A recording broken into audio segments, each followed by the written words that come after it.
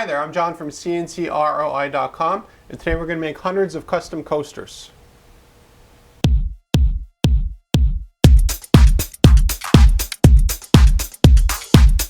Whenever we're about to start a project, generally what we do is buy more material than we need. There's two reasons for that. The number one reason is we get a better discount on the volume, but the other reason is you never know what is wrong with the material until you actually work with it. For this project here, for instance, we just used all of that scrap, which is great. It was across cedar and a whole bunch of different kind of pine boards that we had. Now I can't show you the whole project on its own because of NDAs, but I can show you how we made this, and it's exactly the same step as what we did for the customer.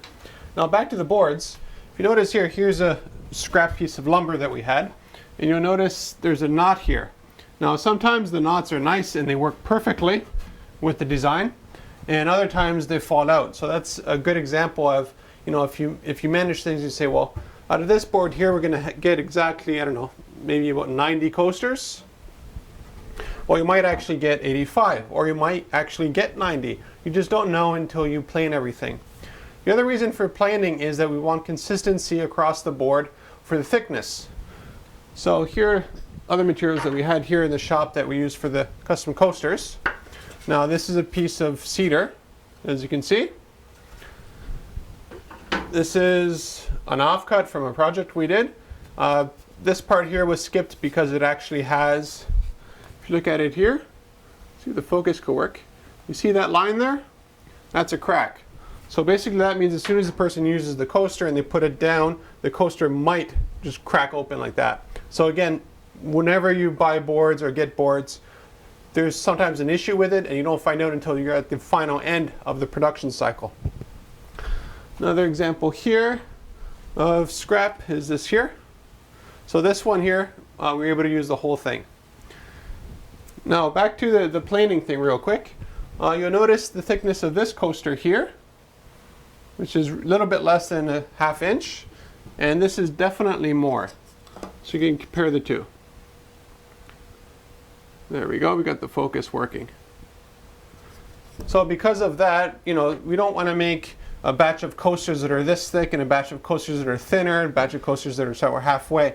We want some consistency for the customer. So that's why this here would be planed, this here would be sanded, to get roughly the same thickness. Now there is a bit of tolerance involved, and the reason for that is sometimes when you sand pine, it sands more than it should or sands less than it should.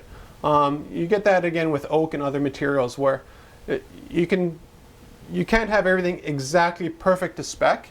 You can have it very close to spec.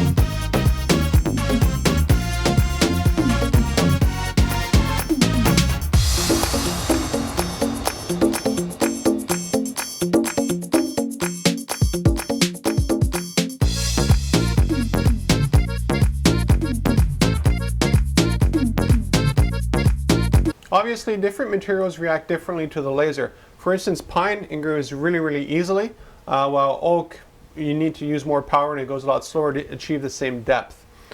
Cedar is really close to pine, so it's a very light wood to work with. But even between different boards, you have different issues with engraving. Again, we'll go back to the knot here. This knot here has a lot more density than the board here around it. So that means when you laser engrave onto it, you have a different result.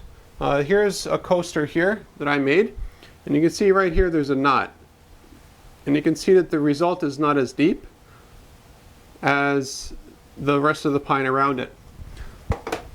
So what we'll do now, we'll do the laser engraving, which we do on the surface, and then what we do is laser cut around. The reason we don't do that the other way around is because whenever you cut it, it just moves a little bit, and I just want something consistent for the customer. So that's why we engrave the whole board across the board like this. So this would all be engraved in one shot. And then after that, the laser goes one by one and cuts them out. Another question you might have is how come you have squares? So you could have had shared lines and actually just a whole board solid cut out. So you wouldn't have this trestle sort of design. And that's actually what we did around the end. That's one of the first pieces that I cut out. So, you know, when you first start a production cycle, you start real safe, and then you work your way to get things more optimized, more efficient, material-wise and process-wise. Because the amount of material that is between these slots here actually is enough to make a coaster on some projects that we do here.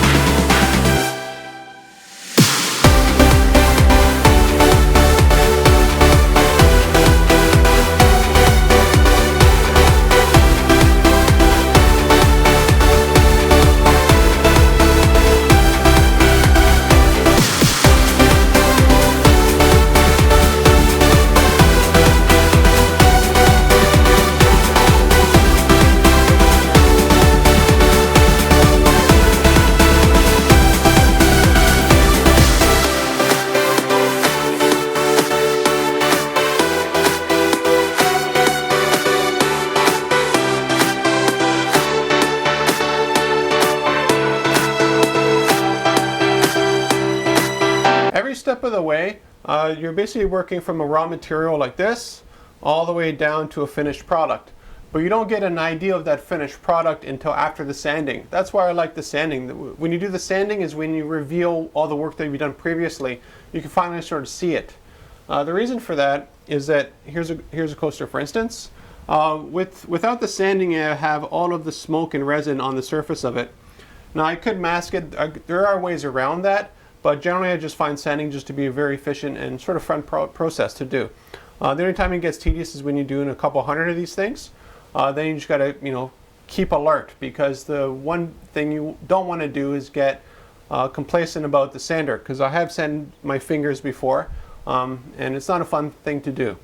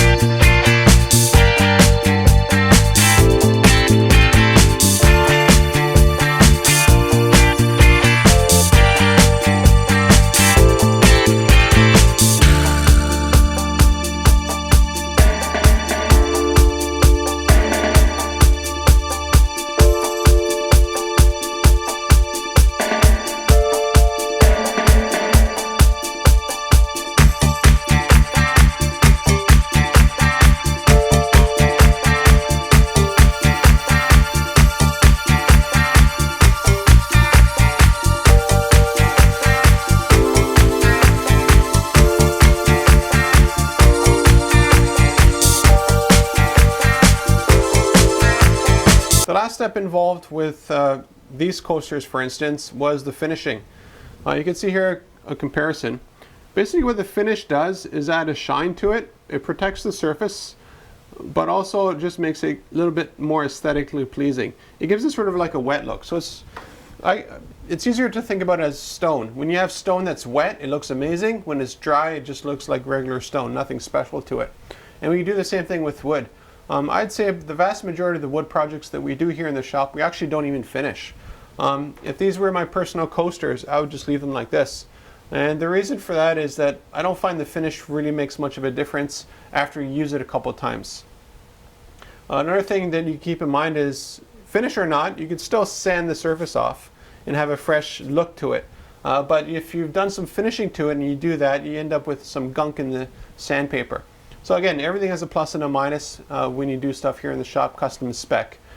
We've done a ton of coasters in wood and other materials here, and I'll post videos in this blog post showing you some of the other coaster stuff that I could share with you. So if you're looking for 100 coasters or 1,000 coasters or 1,000,000 coasters, regardless of the material, shape, or size, we can engrave anything. We can engrave the front, the back, we can engrave even the edges if you wanted to.